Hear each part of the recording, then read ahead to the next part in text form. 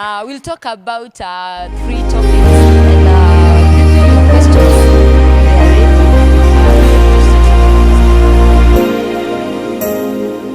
Praise God. Praise God again. My name is Esther Wanjiru Cairo, and born again. I'm humbled to be here today. This is a good opportunity for not only me, but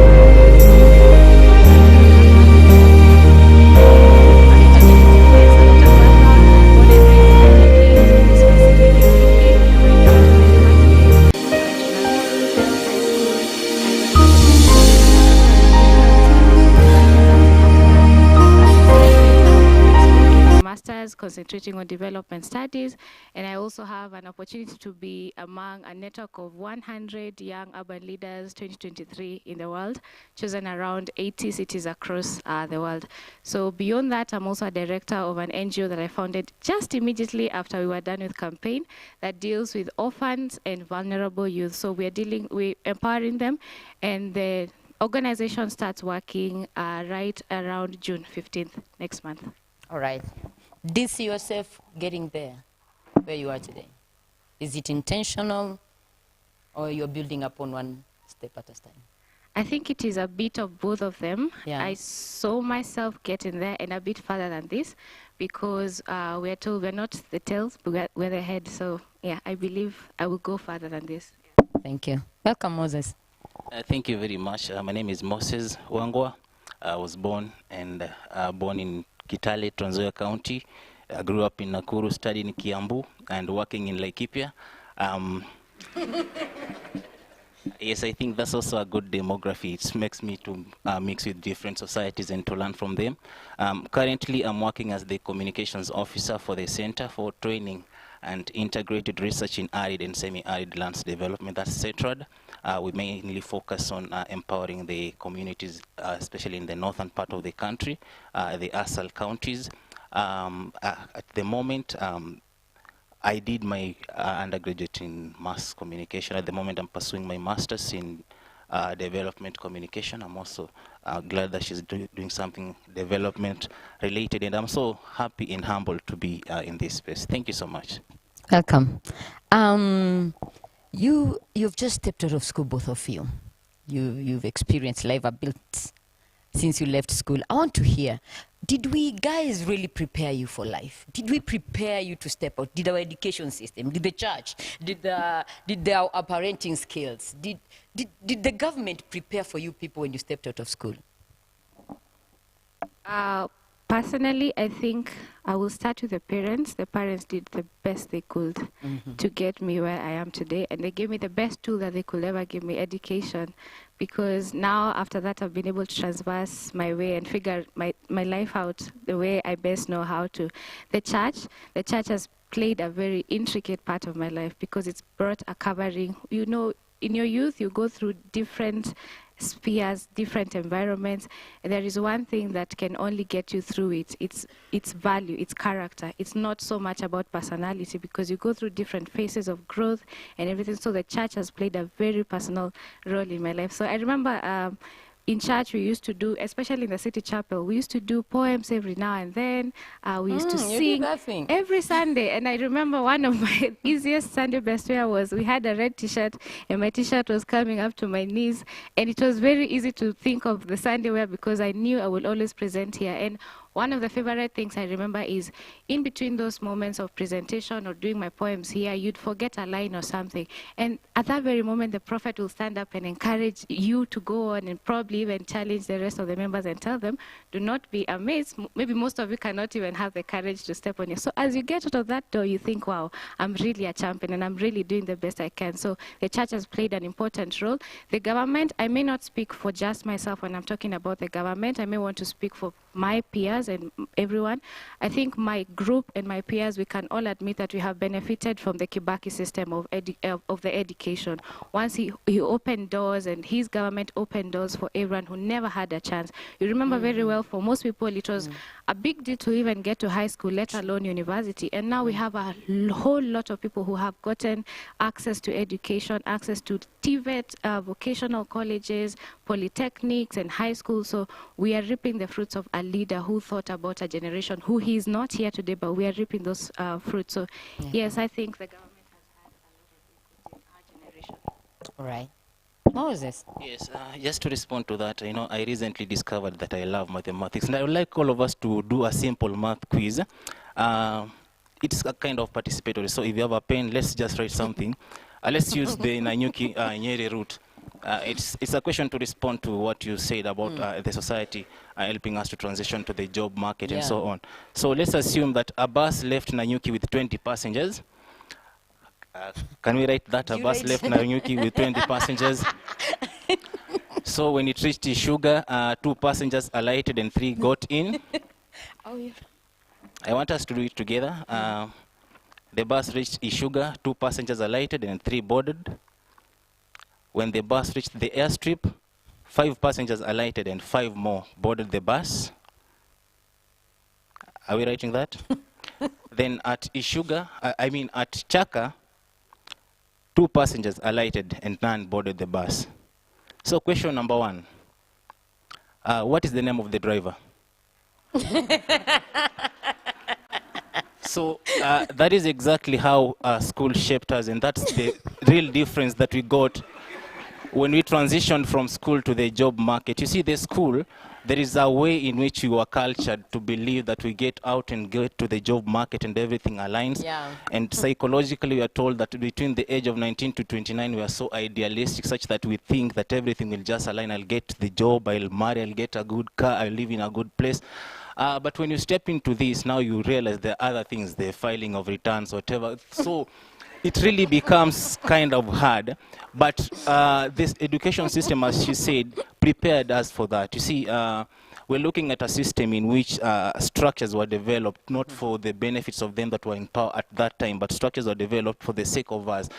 We see that our education system is more of conveyor belt, that you are given the same skills, you're given the same knowledge and everything.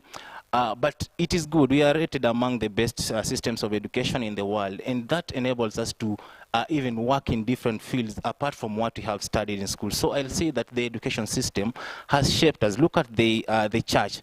I think the church has been the biggest pillar in terms of shaping us to take up roles in society. Personally, the first time I stood on the altar was, I think, in 2000-something. I was given a chance to sing in church. I did not sing. I cried. I did not sing. Yeah, but out of that fear, it molded something in me, because actually my parents kept encouraging me. Like every time I'll go home, my mom was cooking and singing, I'll join her. So it helped me. And also, so there is a way in which you are shaped. So society has played a big role. The church, the school, actually I'd say the family is the foundation of socialization. So the principles, the values that were inculcated in us when we were children are visible at this moment. Yes, to answer your question, yes, there is a role that has been played by the church, school, the government. All of them have played a role in who we are today. Okay, there's something that is happening with the youth. And I like the fact that you maybe you're the lucky few that are doing fine. But majority of us are not doing fine as the youth. There's the crash of the society. There is the suicide or the mental illnesses. People are breaking down. The young people can't handle the trauma out here. What do you think is the problem from a young perspective?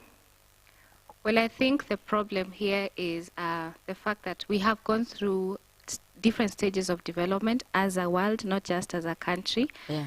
And when before the face of technology came in, the only person who had information was the older person close to you. So you'd go to, so you'd wonder, okay, you hear something out there and you go back home, and anyone who's older, your guardian or your parent or whatever you are, you just ask them, what do you think this is? And once they tell you, think, wow, these people are really, really smart. Eh? So now when technology was... Everybody knows. When technology was introduced, we now know Google. So everything disturbs your mind, you run to Google. So what does that do to you when you find yourself in a transfixed situation that Google cannot solve? You crash. Because you don't know the value of relationships. You don't know the value of talking to someone, the face-to-face value of benefiting from someone helping you out to solve your mental issues. So you pile up issues, and later on you realize, wow, I really can't do this by myself. So what do? Life does not have value anymore. You take your own life. So I think as much as technology has been helpful to us, it's also been detrimental to us to some extent, to a very big extent. That's what I think is the problem here. Now with the young people. Yeah. What can you add, Moses? I think just to add on what she has said, I think what's affecting us mostly in relation to our mental and emotional stability is the clash of worldviews. By clash of worldviews is, I think, there is a way, the society basically is structured in a way that we have to learn in stages. There is a certain stage that you have to undergo before you graduate to another, And now with the age of information and everything, we are accessing maybe things that our age or our capacity does not allow us to play at that level. For example, if today we were to be so practical, if all of us coming from different backgrounds were to look at a tree, we will interpret that tree from a very different perspective. Some of us will see herbal medicine, others will see charcoal, others will see a shelter, others will see furniture. We will see different things from that tree. But now the society today has shaped us to look at that tree from some kind of perspective. So from the, as she said, the information, speaking maybe from the, I think one of the contributing factors is also the media, and more so the social media, because the cardinal role of the media is to inform, to educate, and to entertain. So the entertainment part comes in the last. But today, if you were to open your phone, you will be directed to TikTok, Twitter, anything. So you will be more of entertainment. And also what makes us to break down more is the kind of information that we are accessing nowadays, because for example, this is so practical. Every night you open your television, the first story is majambazi waliua. The second one is an accident. Another one ni bwana alipiga bibi yake. So then an advert of some kind of betting. So then sports, and that is the end of the day. So you go to sleep knowing that there was an accident, there was a shooting, there was a family feud. Then you wake up in the morning, watu wanapatanisho. It's all about marital issues, you see. So that kind of thing, it makes us to wonder, like, what kind of society are we living in? There is nothing positive that we're seeing coming from the media. Then look at the people who are also presenting that, maybe our age mates, like, what are they talking about? There is nothing substantial that is really coming from that. Unlike the past, you know, the programs were structured in a way that they will inform us, they will educate us. Today, they are more on the entertainment part. But now you cannot entertain a society for that much. You need information. You need something that makes us to grow. That thing that is supposed to make us to grow is what is missing, and that is what is making us to crash. Do you believe there's something we can do about it? What can we do to harness? Because we are losing the young people that are supposed to take after us tomorrow. So what do you think are some of the things we can do to harness this potential that is, we are losing it just right before us? I think it's to leverage on the power of conversation. Okay. Because we are dealing with a gap of generations. The older generation think that youth equates to immaturity, youth equates to lack of experience, youth equates to lack of knowledge. And then the younger people as well think the older people are boring, they're so traditional. So there is no that bridge to kind of mediate our thoughts and also figure out how do we move forward with this, because no one person can really sit down and imagine a solution to this. We really have to talk to each other and not at each other, which is really happening a lot in different places. Even at the country level, citizens are talking at the government. The government is talking at the citizens instead of talking to each other. So we have to leverage the power of conversation. I think that's the same idea as to, I will support that. There must be some kind of intentional interaction to bridge the generational gaps that are existing. As she said, like you see, we see our parents from a certain lens that we have been cultured and brought up as the young people. And therefore, our place of solace is in other young people who may not necessarily have the information or the pathway that can best direct us. For example, if something happens to me today, the most convenient person that I'll maybe tell is a close friend. So there is really that. You believe they see the world in your point. Yes. Like, I believe they can see, they can interpret the world from my view. But now when I tell my parents, who are more experienced and they might have the best solution to that, like they might perceive it in a way that I don't see the reality in that. I don't see the outcome that I anticipate in what they are giving me, the kind of feedback they are giving to me.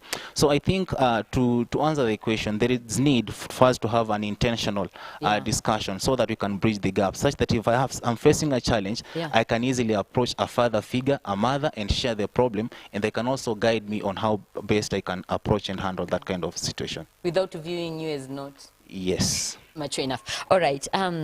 Both of you are leaders in your capacity right now.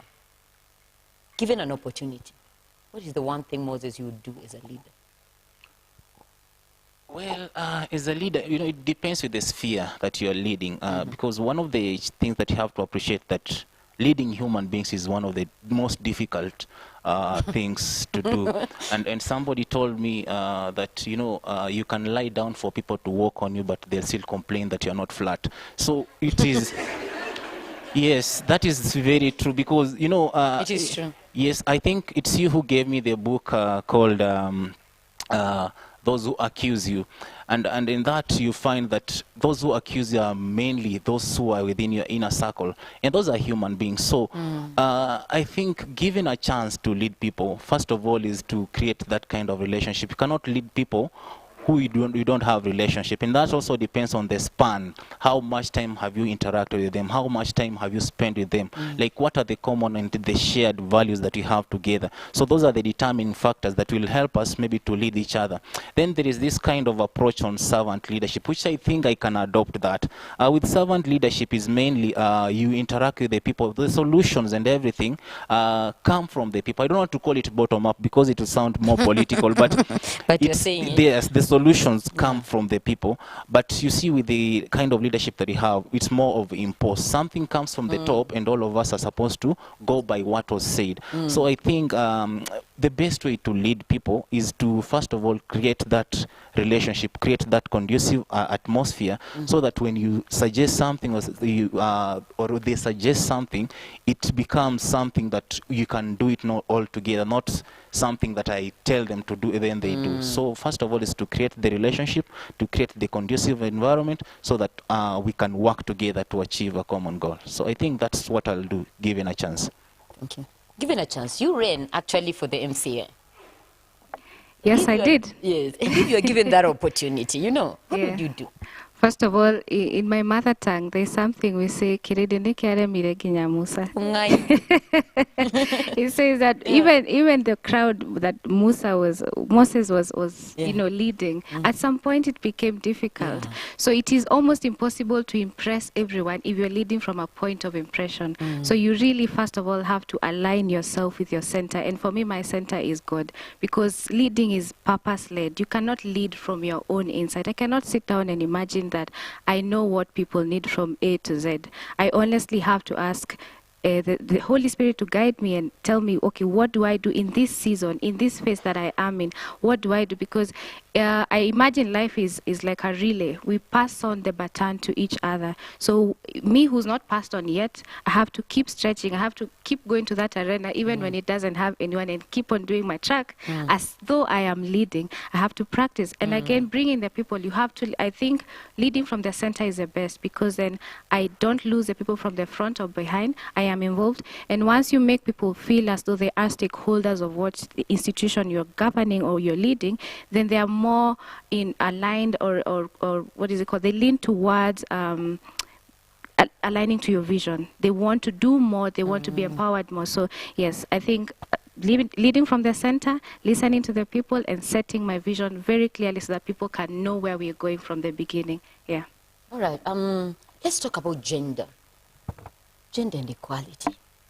You have campaigned for the girl child. Talk to me about that. I think gender conversation is a really long conversation and a deep conversation. But the very basic of it, I would like to have a more and better conversation around gender, and saying to people that gender is not about competition between male and female. No, it has never been the woman trying to address the issue of a woman can do better than a man.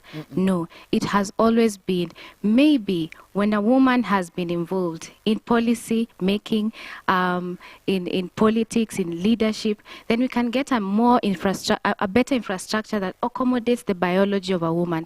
That's what gender equality brings forth. When you think about building schools, when you think about creating a better market system around towns, we think about the woman, we think about the biology of the woman. Can that woman function around the system or the infrastructure that we have created? When we have better roads, can a woman still come to town, do her job, and go back home and be the home manager that she is? Can she strike two things at the same time? Can she still achieve her career and still be a woman at home? Can the girl go to school and preserve her dignity and still achieve what she's meant to do? So that's the gender topic, and that's the direction that the gender discussion is supposed to be headed to, not towards the competition or who is better than who. We are all good in the way we are, but we have to increase our capabilities and harness the best potential in both genders. Yes. So in matters of gender equality, it's a long conversation that not only one gender has to be involved. We have to involve boys, we have to involve girls, we have to involve men, we have to involve ladies, so that we meet halfway and understand, what are you really trying to say about gender? What do you think this so-called patriarchal system has gone faulty, and where can we rectify in that? So it is a big conversation, but I have experience. You've mentioned about campaign. Yeah, I wanted to hear that. And I know I used to do one-on-one before going the last laps, before going, the routes with the car. I used to go around asking for people's votes in shops where have one-on-one discussions, and people will ask, sasa wewe na vile wewe uko kasichana, sasa umeamua aje utaingiana na hii mambo kweli? Siba wewe uende tu olewe ufanye mambo ya kawaida. And you know, so a woman is just limited to a specific scope. Yet when you think about it, a woman manages a home, a woman brings forth a generation, a woman takes care of so many things and still preserves herself and still maintains herself. A woman goes through cycles in a month and still puts herself together. That's power. A woman is equal to power, and no man should be threatened because, I mean, the male lion is the king of the jungle. So we're not competing yet. With the lioness goes and hunts and brings the food, but there is no competition. So when we understand where we need to be and do what we need to be, then this whole gender competition most probably will come to an end. I don't know, but I think it will be the beginning of a big turnaround in our society and even in the world, to say so. Moses. Thank you. As Esther said, I know the conversation on gender is quite long. Sometimes it leads to emotional kind of response to that. So it's something that must be carefully treaded upon. For me, I view the aspect of gender, the family as the best place for gender issues to be advocated. I think it is the psychology, Sigmund Freud, and the psychosexual stages of child development. There is a stage there that the family values are inculcated in children. I think it's best done when it's at family level, because when it comes to gender, then we ask the question, we advocating for gender issues, but from what perspective?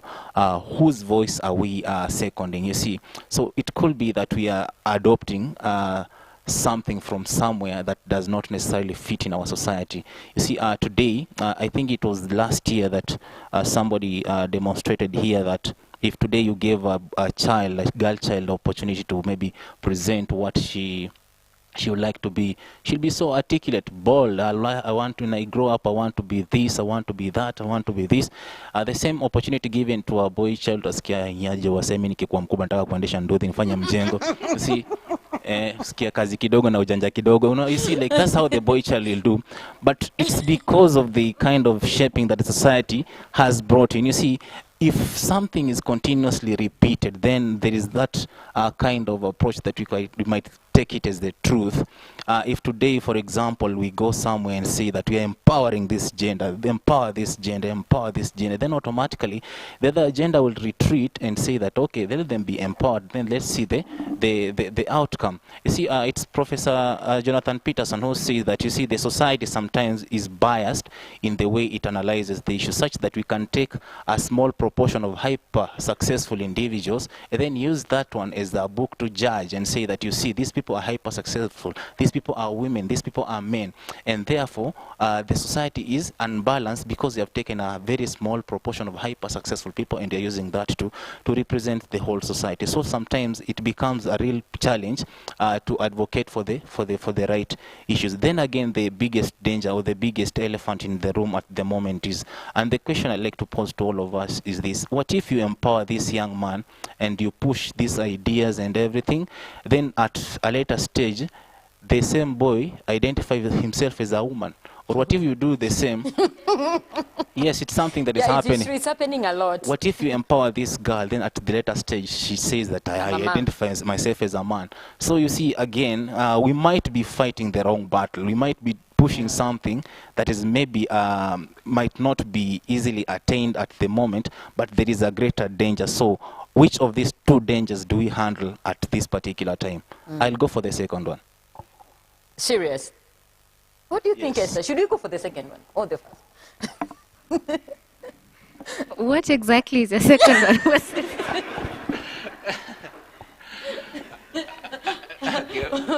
Moses is asking, why are you even talking about gender? We are getting to choose who we become. So he's saying, he's not seeing the point. If today I empower you as a girl child. I'm not seeing the point. Let me clarify that, because I don't want this to be turned into a war. I'm saying this. Gender issues must be advocated. Okay. At the end of the day, we need to have a balanced society. We need to raise children, and we need to raise them knowing the specific roles that are attached to their gender. You see, the biggest threat to men today is when you tell them that what a man can do, a woman can do better. You see, that is automatically a threat to any man who hears that. So if you continuously say that what a man can do, a woman can do better, you see, it's in a way pushes back men. It makes them to retreat to a certain corner and say, okay, after all, society says they can do it better, so let's see what they can do. But that's not the issue at the moment. You see, if we are culturing children, if we are raising up children, then the immediate danger is for them to, or the most crucial thing is for them to know that, yes, I'm a boy, yes, I'm a girl, this is what I can do, this is what I want to be. Help them to reach that level, but at the same time, put in them the values that maybe will make them withstand the challenges of the time. You see, the challenge of the time at the moment is this LGBTQ issue. So my question is, what if I raise my daughter in a very good way as a good parent, but later on in life she identifies herself as a man? Or what if I raise my son in a good way, a way I believe as a parent is the best way possible, but in later days he identifies himself as a lady? You see, those are the things that now we need to handle, because we might be so much focused on saying and pushing for equality, then at the end of the day, the people who are advocating for turn and assume the roles of another gender. So what will we have attained when that happens? Do you have something to add? Pass. No, I think that conversation is a really sensitive conversation, because you have to approach it with a lot of sensitivity and information from where people come from. You cannot just attack and get into the conversation and assume now because I'm perfect and no one around me has the LGBTQ issues, I can just go ahead and butter the conversation. But however, I think about Genesis, I think about generation, and I think about gender. So when you see all that, the Bible is a timeless thesis. It is a book that was written far back in the years that we could never imagine existed, and it will exist even long after we are gone. So this is our constitution, if we are going to defend ourselves by anything at any one point. And every answer is found here. So as we wrangle and go about these conversations, maybe we can try and start when God was creating man and woman. He defined that for a reason, and that's why it was started in the beginning, in the Genesis. And when he talked about generations, there was meant to come generations through man and woman. So maybe when we start from there, then we can have this conversation from a better point. And again, where are we getting our information from? Because when we talk about character beats time. Personality waves through phases, and it may be shaky at some point. And character is built on values, and a value system has to have institutions like the church in the society. The church is such an intricate and important part in a society. So where are we getting our information from? So because when today I decide to be a man, where am I getting my information from? And where is my value based on? What is it based on? So those are the questions that we're supposed to be asking ourselves. You're taking us back to the same thing. You said you're getting too much information. You have too much. You're facing too much. Can I ask, how can the church participate? And how important is this that we participate in the policies of the the policies that are being made to govern our country? How important do you think this is, Esther? It's important when the church engages and inspires people to engage in their civic duty as citizens, because politics is part and parcel of our lives. Politics is part and parcel of development. You might not have voted at one point, but trust you will get that tax done, whether you like it or not. Because so when the tax issues are talked about, when the economy, when you talk about economy, tax, and talk about infrastructure, when you talk about roads, to some extent, we're all leading to one point: politics. So who have we placed at the tables of policy making decisions? Are they serving themselves, or are they serving the people? Are they serving just this generation, or are they thinking about the next generation to come? So when we are evaluating people, I also think if I come and give you a sack of potatoes, and I come giving a sack of potatoes, I tell you to randomly pick 10 potatoes, and both each of you, and then your potatoes happen to have a lot of worms, and his potatoes actually happen to be spectacular, big and round, and he was not looking at it. So I'm most likely to say that sack of yours has rotten potatoes, and his sack it has good potatoes. So what am I saying? That if we keep choosing people and keep complaining time and time again that they are not the right pick, they are not the right pick, is it because maybe we are picking the same people from amongst ourselves? So do we need to look at how we govern ourselves, even from the family levels? How corrupt are we at the family level? How corrupt are we at home before we go call out someone who he is amongst us? We have gotten that person. We have not gone in Mars or Jupiter and brought a person to say, okay, now this is our Muheshimwa. Our Muheshimwa comes from amongst us. So as a church, when we play a big role in molding correct character and calling out people and rebuking people in the right way, using the right words, because words have so much power, then maybe we can start picking his rounded, nice, big potatoes. So it starts from us, it starts from the church, and the church has an important role to play in the politics of the nation. How far, Moses, have we gone into this issue? Well, first of all, looking at the current situation in Kenya, I really appreciate the role that the church is playing as far as our political system is concerned. You see, at the moment we would like to appreciate, because there are men of God who are getting into some very influential offices in the public sphere, and that is a plus for the church, because it's from that point of influence that now the church values can be streamed down to the masses. I'll take you to Netherlands, October 26th, year 2019. You see, a church, they did a continuous worship for 96 days. The reason being, they were trying to protect some family from being deported from the Netherlands. The nation had ordered a deportation of a family, but the church leveraged on that, and they did a continuous service for 96 days. And the reason was this: in Netherlands, a police officer cannot enter and interfere with a church when it's going on. So bringing that into the Kenyan context, and maybe in Zion City, we decide to do a continuous service for 96 days, which I don't know when it will end. It will be like rotational. You, Pastor Cecilia, will start a service, preach the whole day, then somebody will take over.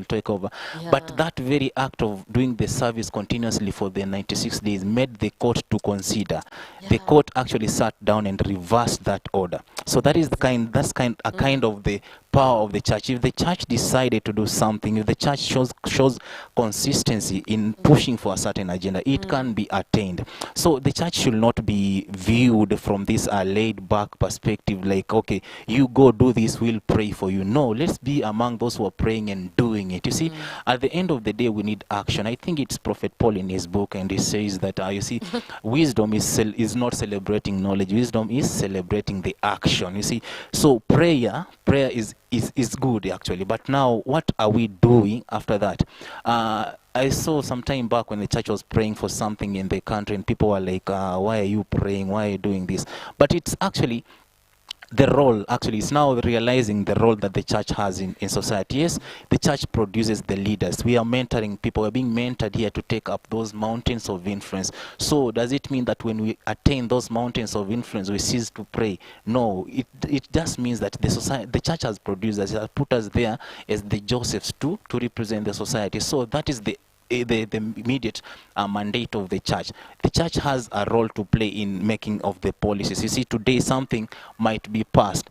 From a church perspective, from a spiritual perspective, you will see it affecting generations to come. But somebody else might not interpret it in that manner. So what are we standing to do as the church in as far as policies are being made? You see, we cannot hold back our voices when you see things that are going bad. And that's why for me, personally, from my personal perspective, there's some servants of God whom I highly respect, because if something comes up in the mainstream media, if something is happening in the society and they feel that it is affecting generations negatively, they will easily stand up and say that this is wrong. They will easily confront those who are perpetuating such matters and bring it to the yeah, and they have suffered for it, actually, and bring it to a stop. So there is that kind of boldness. You see, the world thrives on boldness. There are so many people who are wicked, but they are very bold, such that when they stand and speak, we take that as a law. You see, but now we need the same to happen in the church. Such that somebody stands and say that this is wrong,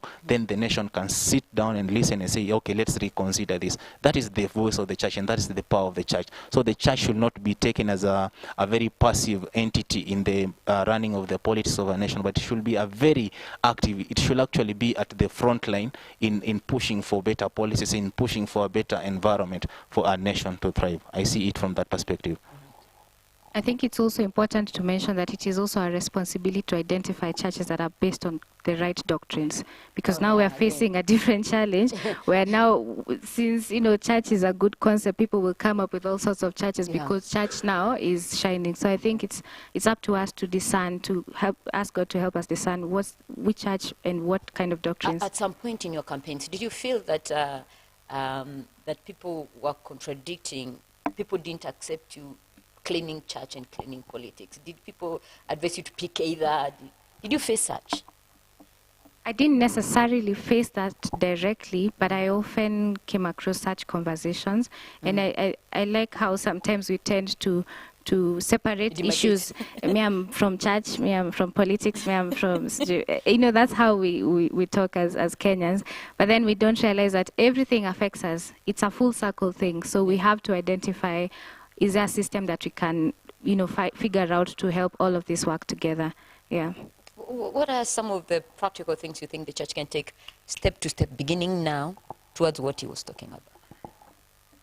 Step to step, civic education. When we begin there. Sunday school, as we talk about different things, can we also talk about government? How does the government work? Because when I used to do the one-on-ones campaigns, I often made it my duty to do a civic education to people. I would be like, okay, I am vying for the MCA seat. The MCA role is representation. And by the way, I'm not vying for the rest of the seat, but I may want to inform you what an MP should do, what a woman rep should do, so that when you go there now, and after I leave you, you make a decision on your own to figure out, can Esther really manage what she's told me that an MC is supposed to do? Can so-and-so manage? So you leave the person with the information and then leave them at the liberty of choosing whether this person can and this person can't. Because now we only vie on the basis of popularism. We don't vie on the basis of information. So information is really powerful. So as a church, you can do civic education to some extent on what is important.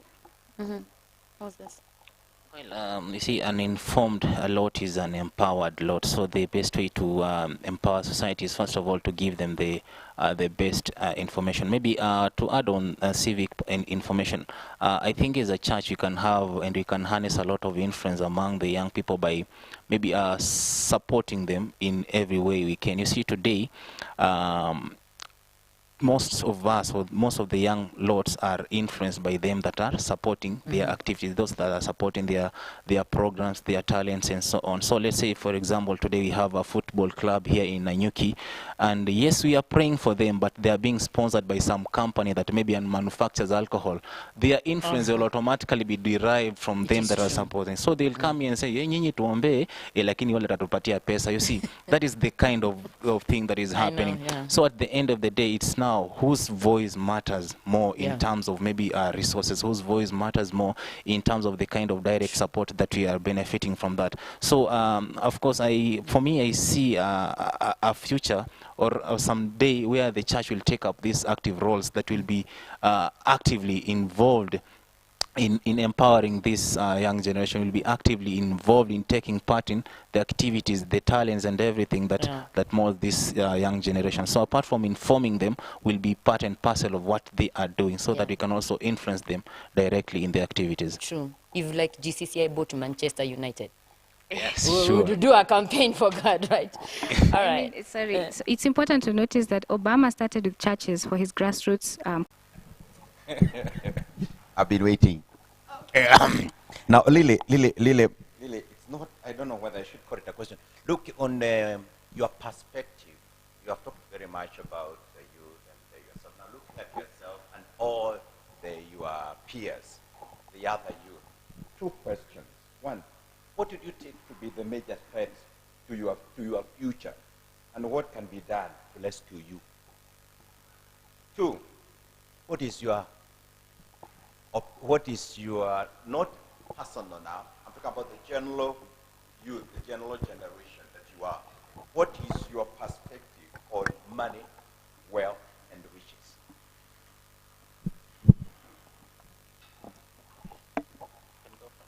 Okay, I'll go first with the first question. The median age of the country as we stand is 19 years old. And the rate of unemployment is probably around 75% among the population of the youth. So the biggest threat to the youth currently is lack of employment and lack of a resource or any livelihood, so to speak. So when we have people who are coming from the age of 18 to say around 35 without employment, then you have totally killed their life, because those are the most brilliant and vibrant ages, in my opinion. So how can we, the biggest question is, how can we get employment amongst ourselves? The reason as to why we have the biggest political apathy or voter apathy amongst the youth is because they don't feel as though they are stakeholders of anything in the society. They don't feel as though they are counted in the society. We get an education system, our parents invest in the education system they can afford, and then you come out here and you do not have any sense of dignity or anything at all. So the biggest threat, if I can answer, is unemployment to us, and we'd like that conversation had even in any setting. How is the private sector intervening in this? How are internships taken up? If you have a store, uko na hardware mahali, have you taken a volunteer, an intern? Have you taken 3 or 4 interns to come and learn the art of what you do? Mechanics, have you taken in the salons? Are we taking young people to come and help so that they can start earning a skill to give them a living? So even as a society, we are looking up to the government too much, and we are not coming in to solve the issue of unemployment. This is an issue that everyone needs to be hands-on. It's not an issue of one person or one party or the other. Thank you. I think I'll take the second question on the perspective of money and wealth. From a youth perspective, yes, first of all, we are not believers that money is evil, as the society perpetuates. So we believe that money is good. Money is necessary for the society to run.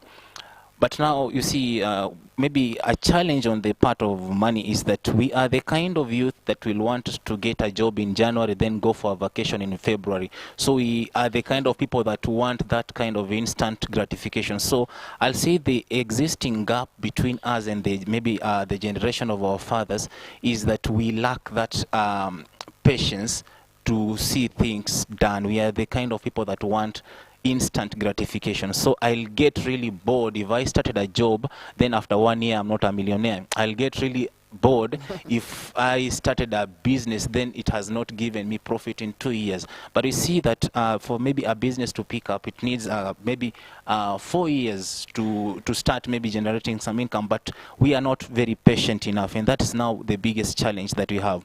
Again, on the part of money, I think one thing that we are lacking is the financial literacy on how to manage our resources.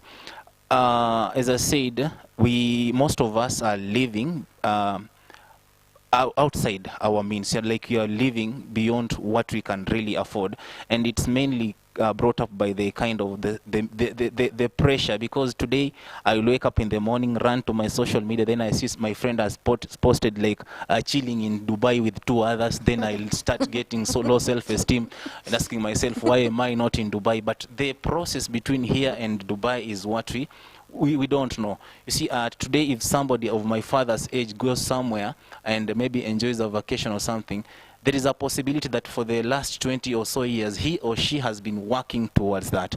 But now I want that in maybe a month or two. And now that becomes one of the things that affects us mentally and emotionally, because we try something and then we see that it's not working, but it's only that we have not tried hard enough. So I think our perspective on money, on wealth, is that they are necessary for the driving of the society. They are necessary for the transformation of everything that we want our society to be. But now the process of acquiring the wealth in a good way is what we have not mastered. So that's the existing difference. And maybe I can...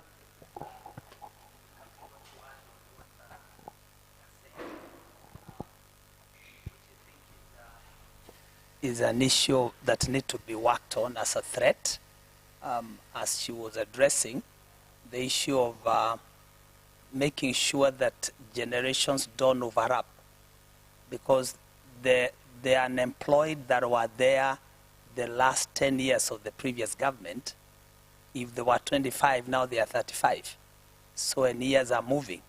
I think there is a better strategy that needs to be dealt with that big threat for the unemployment and the generations, not just to focus on employment, but also to focus on the empowering the skill-based labor force, that no matter how many degrees you have, you can do what is supposed to be done at that particular time, waiting for that great opportunity. I think it's a whole system, because I think as she was addressing it, and as it has come out, is a big thing, which is a global issue. It's not just a Kenyan issue that need to be addressed well. Otherwise, we'll have so much people getting even to 50, 40 when they have not gotten a meaningful job. And we don't see them coming, because I don't think even 10 years to come, that issue will be handled with the number of people that are outside there. I think it's a big challenge that needs to be addressed from all angles. Yeah, thank you.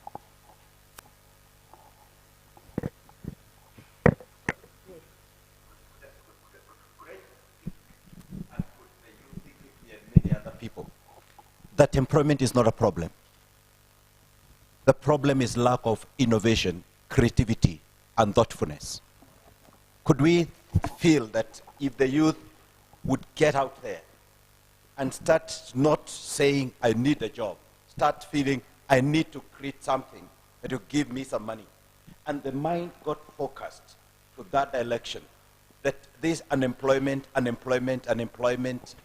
would be sorted. Because if you look at the years that has been what we are calling unemployment, if you see something that is malignant, something that is consistent all over the earth, and there seems like nobody has a solution, could it be that we are sorting the wrong problem and that we could be able to do something different?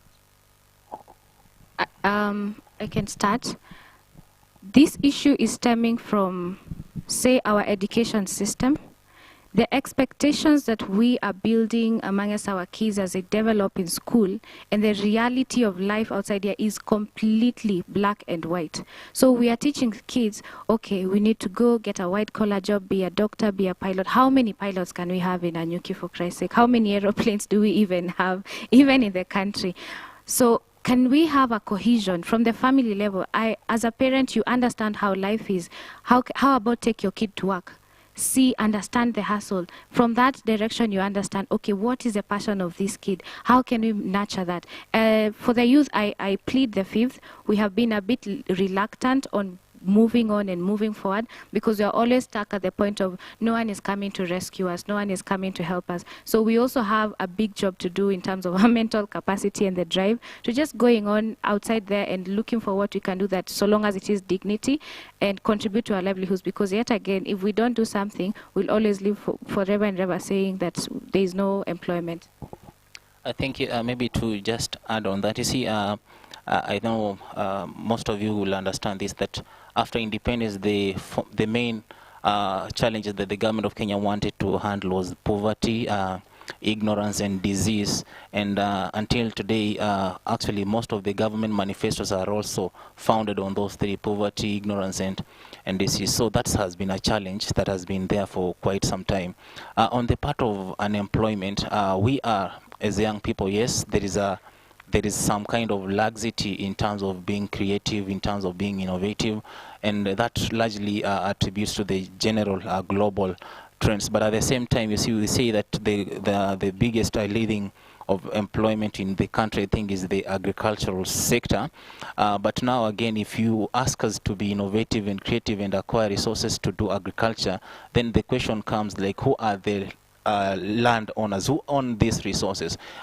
Because maybe in my capacity I own 50 by 100, but now how am I going to utilize the 50 by 100 to produce food to feed the whole of the nation? I need a substantial piece of land. Then when you go to the innovative sector, actually nowadays when you go to pitch ideas in places, we are forced to sign the non-disclosure agreement, the NDA. And the reason for doing that is because sometimes you go somewhere, pitch your idea, it is rejected, then the company you're pitching to adopts it behind the closed doors and implements it. So that is one of the challenges, that our ideas sometimes are stolen without us knowing. And that's why when you go to pitch an idea to a corporate, to any kind of organization, we need the services of lawyers, we need to sign those kind of non-disclosure agreements. One of the ways that we can easily maybe tap into is the part of technology. But again, at what stage are we taking up this technology? Because, you know, most of us are also the consumers of the technologies that are being taken up. Maybe to just sum up, you will identify these people with what they do. If I said Mark Zuckerberg, you will automatically know Facebook. If I said Jeff Bezos, you will know Jack Ma, you will know. But today, if I told you about Chikumbuso, how many of you know him?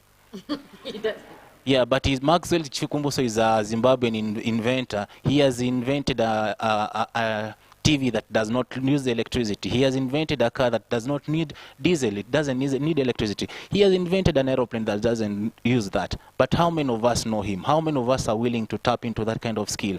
At the same time, I saw, and it really made me annoyed, in this country, there is a guy from, I think, Nyandarua who made an aeroplane. So in the process of making that, yes, he made an aeroplane. In the process of doing that, the authorities, the KAA authorities, Kenya Aviation Authority officials were aware that he was doing that. They could have guided him, because he had to resign from his job, import materials from other countries to work on that project, a project that will have maybe exploded to something bigger and maybe created employment for other young people. But they saw him do it. They saw him import. They saw him construct tirelessly. But when it came to the time of maybe of launching and trying his aeroplane, they sent police officers and wakamwambia, jaribu kuamsha kitu utatuona. So at the end of the day, we get discouraged because you are working extra hard to come up with something. Then at the end of the day, a certain law bars you from doing that. You see, so that's one of the challenges that we are facing. We feared pitching our ideas because somebody will pick them up and implement them behind and leave us out there to suffer. That is one of the challenges that we are facing as young people. I think this also spreads towards the Africa dialogue. With 54 countries, are the richest country that can sustain an entire world, yet are among the most poorest countries in the entire world. So in that contradiction, are our minds still locked up in seeking help and lacking to see what we have? Because in prioritizing the kind of things that we study, how aren't we prioritizing agriculture? How aren't we prioritizing mining? In Germany, kids are taught and university students are taught about the concept of mining. I don't think there are mines in wherever they are studying from, because they're being taught how to come and explore the resources that we have. Are we teaching, are we learning to explore the resources that we have, you know? So. Yes, sir. Thank you. I'm glad that today we have hosted the youth, and all over time, we have always thought that the youth carries the change, and that is the platform they normally come with, especially during the politics. But we have seen that we have given most of them the opportunity, but after looking at what they have done, sometimes we are discouraged, we bring the old folk again. So I would like to ask my guest, and especially considering that one of them was even aspiring for such a position, what could you say that is going amiss, or what advice could you give to those we have already given the platform, so that you can see the change and you can trust the youth more? Can I go first? Thank you so much. I'll refer you to read the book called okay, let me not go to that. But what we are lacking is the capacity. You see, you can only do as much. It's actually the book by the prophet. The benefits of thriving in hard times. Actually, there is a chapter on capacity. You can have an opportunity to get to a position of leadership, but did you really build capacity to hold that position? And it really shows after some trials when you are in that position. So today, actually, the language of change has been really misused, because this is Africa, and when we are demanding for change, you don't confront your father and say, we want change. You see, that is not really going to happen, because the kind of African way is that there must be respect, even if you're demanding for something to happen. Okay, let's say that it happens, and I get into a position of influence, I get to a position that I have wanted. But what sustains me there is the capacity that I had built to hold that position. You find that most of us, yes, we might have the knowledge, we might have the some of the skills, but the experience of holding and running that kind of position is what we lack. So I think before we push for us to occupy those spaces, we must first of all build the capacity, ensure that we have all it takes to hold and run that position before we ascend to that position. That's my take.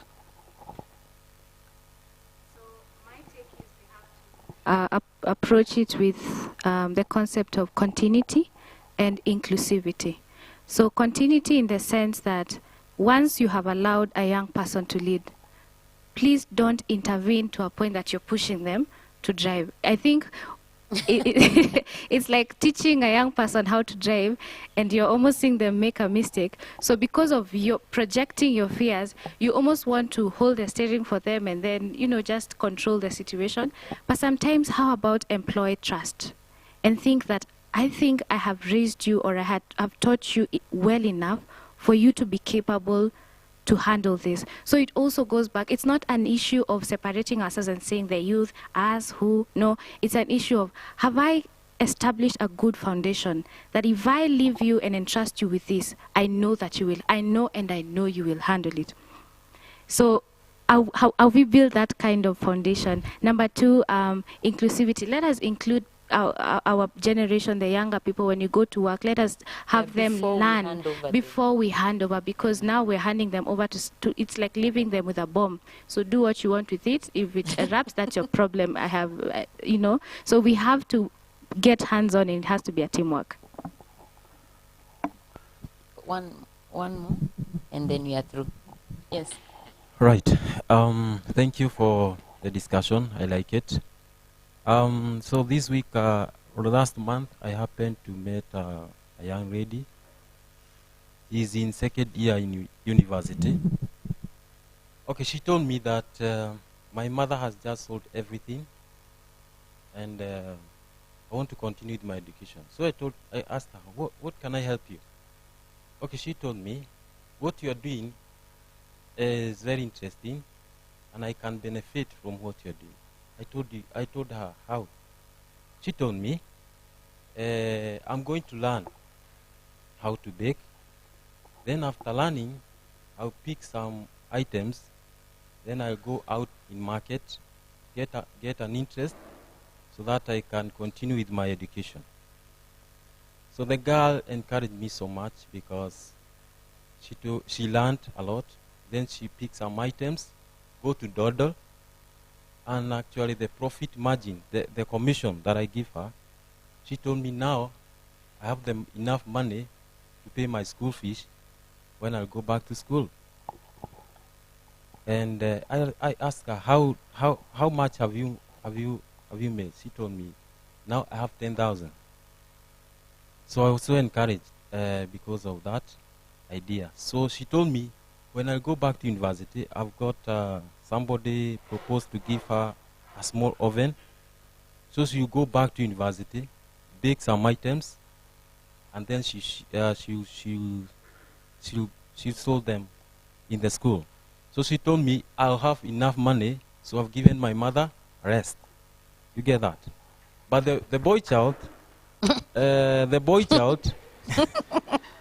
have no confidence. Yes.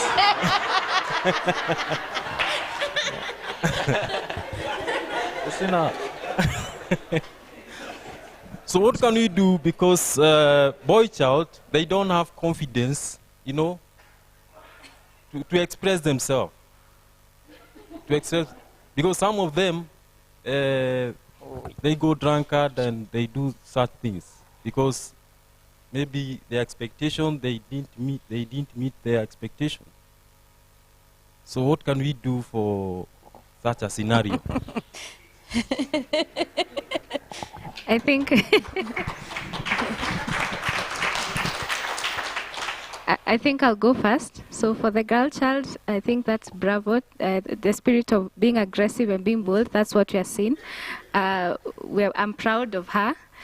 For the boy child, I think it's stemming from the part of upbringing. When we raise a boy child, we're raising them to the direct thought of provision. You need to get money. And then for the girl child, we're taking them step by step. Msichana hakai hivi, msichana anakaa vile, msichana anafaa kukaa hivi. We really bring them up in close. There's an up-close upbringing process. So success for a girl child is more of detailed. It's small achievements. Success for a boy child is a very big achievement. So when they lack when they miss the point of the big achievement, the big success, then to them that's translated as failure. For the girl child, they have learned the art of small successes that leading up to the big success, and that's why she could find the 10,000 profit, go back to school, sell something, and so she's learned the brick process, stack one on top of the other, and achieve it in the end. So maybe how about we include the boy child in the whole narrative of small achievement? You have done a great job today. Thanks, good boy. You have achieved. You have done this. That is, that is brilliant. Let us not give them the big elephant to solve while we're leaving the girl child to do the small algebra. Huyu analia, yes, very fast. Very fast, just very fast, and I conclude.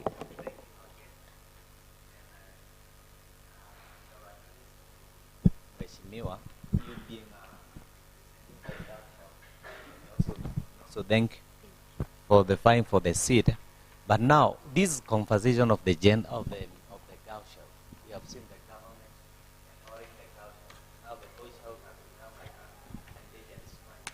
an endangered species. Now, what is wrong with our boys? Because last year the court of laws, the Kenya Court of Laws, passed the laws that the women or our sisters, they shall be getting the inheritance, which I was very happy because my mother was a beneficiary. Last Friday, this week, the government also passed that the married women, they shall be going back to their parents' home, and they shall be getting a share. Now, is the government still empowering the girl child and undermining the boy child, or what is wrong with the boy? Moses, take that one. We finish. Well,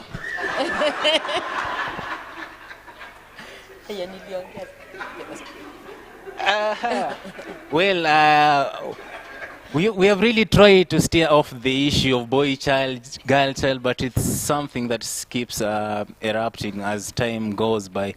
So I won't speak on behalf of the government because I'm not an official. As to how laws are made, how laws are passed, is purely a matter of who argues best in the court and how those matters are really advocated. Speaking from the perspective of a boy child, which I think Mr. Said maybe what is wrong, they are not confident and so on. You see, it's an issue that stems from our upbringing. In that you find that in most families, girls are taught to be relational. Look at who are doing major adverts today. It's normally the girl child doing that because there is that aspect of relational. But you find that most of us, boy child, mtu mara mwisho alismile ni 2014 because of the life circumstances that people are going through. Today, if I get a challenge, you go to somebody, the chances of them scolding you are high. Maybe I go with my sister, we have all made a mistake. Maybe ataambiwa hufai kufanya hivyo and so on and so forth. So maybe the correction will be in a good manner. But for the boy child, utasikia vitu kama kwani una macho and so on. So you are like yeah, that is the reality. That's are the kind of things that we go through. So at the end of the day, you are retreating. You are not being relational. You are retreating. And speaking, let me get myself into the shoes of a campus student. That's where relationships are made. You get into campus, maybe you have a girlfriend. You are the provider. Esther said that you're supposed to provide for that girlfriend. Yes, her money is her money, but your money is their money. Yes, exactly that. So you have to strive to please somebody. You're not sure whether will be your wife or in the next 2 years will still be your girlfriend. That is the kind of thing. So at the end of the day, we have to be contented with whatever we have. So it's not, yeah, there are many boys actually who are going out there looking for jobs. There are those who are in campus, they're doing their side hustles.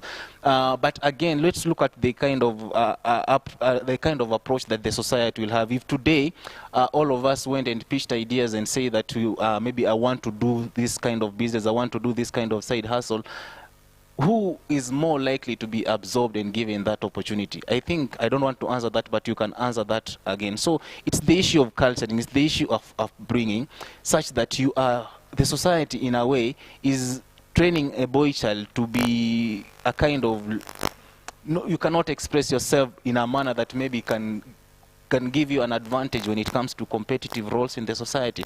We cannot freely advocate for what we want. But now for the girl child, there is that continuous pressure that go on girl child, you can make it. For the boy child, ngoja kidogo, you cannot compete. So that is the kind of competition that you're facing. It's not a very healthy competition because at the end of the day, we need a balanced society.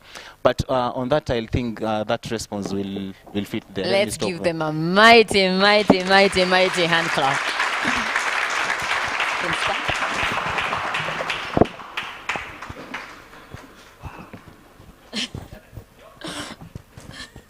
Thank you so much, even for coming this morning. Thank you, our guests. We really appreciate. Thank you for the wisdom. You've shown us a few things we ought to adjust just to accommodate the young people, and we're forever grateful. I want us to take our offerings so that we give. You can have it.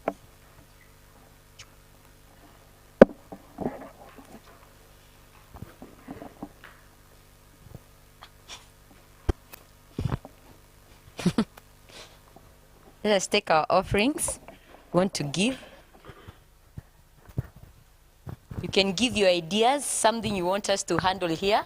Nimeona mko na mambo mingi, and the Almighty God will bless you. Thank you so much. Let us pray. Heavenly Father, in the mighty name of Jesus Christ, we exalt you, we glorify your name. Thank you that the purposes of this class are coming into realization. Thank you, dear Father, for the things that we have heard here, Lord. Father, even as you go out there to implement, to do, to adjust, to perform, oh God, that these things will bring a great difference to this country and the world. Thank you that the small things that we are about to do in our families, with our friends, oh God, those small things are going to make a difference in our families and in other people's families. We give you all the praise and all the glory. In our hands are our offerings, dear Father. Even as we give, we declare that our lives will never be the same again. That every resource in our hands, oh God, shall go to benefit others and shall develop even this country to the the glory and honor of your holy name. For in Jesus' mighty name have we prayed and believed. Amen. God bless you.